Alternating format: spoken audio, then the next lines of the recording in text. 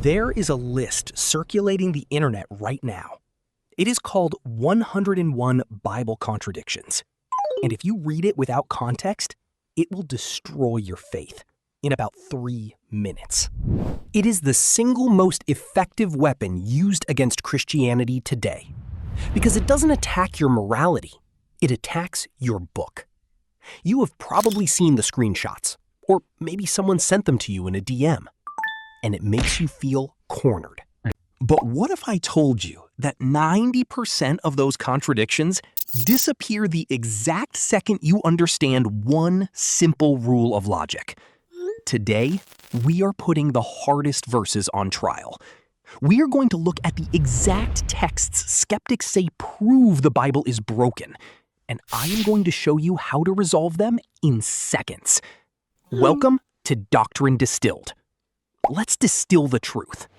Before we look at the verses, we have to define our terms. Because most contradictions aren't contradictions at all. They are just misunderstandings of context. Imagine you are investigating a car accident. You have 3 witnesses. Witness 1 says, the blue car ran the red light. Witness 2 says, the blue car ran the red light, but it was also speeding. Witness 3 says, the blue car ran the red light, and the driver was looking at his phone. Are they contradicting each other? No. They are giving you different levels of detail, different perspectives of the same truth. But if you strip away the context, if you force them to say the exact same thing in the exact same way, you create an illusion of conflict. When skeptics point to Bible contradictions, they are almost always ignoring the context. They are forcing a modern, literalistic reading onto ancient, nuanced texts. So let's test this. Let's look at the silver bullet contradiction that skeptics love the most. The skeptic opens their Bible to 2 Samuel 24, verse 1. It says, "Again the anger of the Lord was aroused against Israel, and he moved David against them." Okay, God incited David. But then they flip over to 1 Chronicles 21, verse 1. It says, "Satan stood up against Israel and moved David to number Israel." Wait, did God do it? Or did Satan do it? A and non-A. Contradiction, right? Not if you understand primary versus secondary causes. The Bible often describes an event from 2 different perspectives, the sovereign perspective and the immediate perspective. Think of a courtroom. The judge permits the trial to proceed. The prosecutor drives the charges. Both are true. The judge isn't the prosecutor, but without the judge's permission, the prosecutor can't act. In 2 Samuel, we see the sovereign view. God removed his protection and allowed the temptation. In 1 Chronicles, we see the immediate view. Satan was the one who actually tempted David. It's not a contradiction. It's a dual perspective description of the same event. But here is where it gets interesting. The skeptic says, okay, fine, but what about the genealogies of Jesus? Matthew and Luke list completely different names. Matthew traces the line through Solomon. Luke traces it through Nathan. For centuries, this was a mystery. Until scholars realized the ancient Jewish practice of legal versus biological lineage.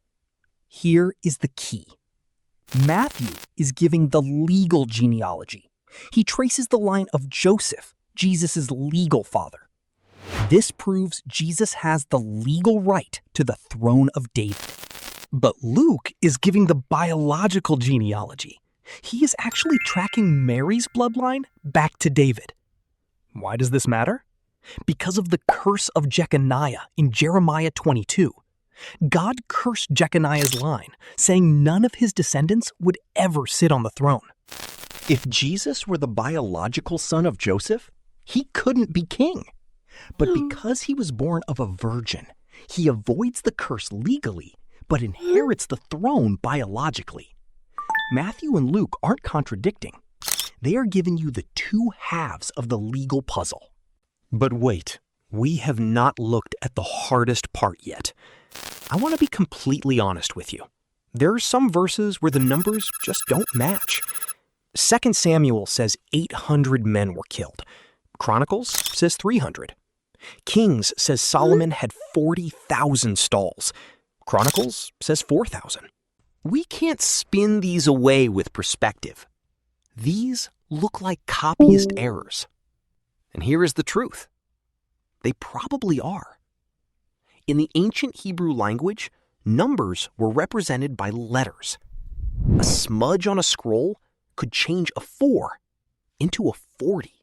But here is the critical question. Does a copyist error in a number invalidate the entire text? If you buy a math textbook and find a typo in the answer key on page 42, do you throw the whole book in the fire? Do you say math is a lie? No.